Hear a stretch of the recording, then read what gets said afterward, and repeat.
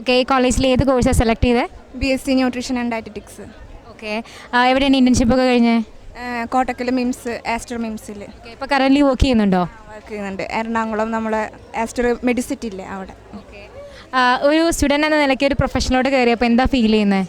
College life പോലെയല്ല professional. നമ്മളെന്താ പറയുക, കുറച്ചും കൂടിയും പഠിച്ച പോലെയല്ല. അവിടെ നമുക്ക് കംപ്ലീറ്റ് വേറെയാണ്. അപ്പോൾ അവിടെ നിന്ന് കുറച്ചും കൂടി നമുക്ക് പഠിക്കേണ്ടതുണ്ട്.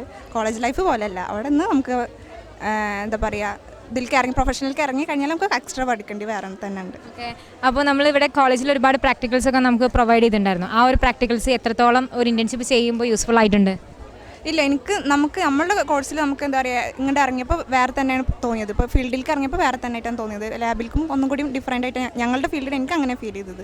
പിന്നെ ഓരോ ഹോസ്പിറ്റൽ മാറുന്നതിനനുസരിച്ച് നമുക്ക് ജോബും കാര്യങ്ങളൊക്കെ അവിടുത്തെ വ്യത്യാസമുണ്ട്. ഹോസ്പിറ്റൽ മാറുന്നതിനനുസരിച്ച് നമുക്ക് വർക്ക് ചെയ്യണതൊക്കെ ഡ്യൂട്ടിയും കാര്യങ്ങളൊക്കെ വ്യത്യാസമുണ്ട്.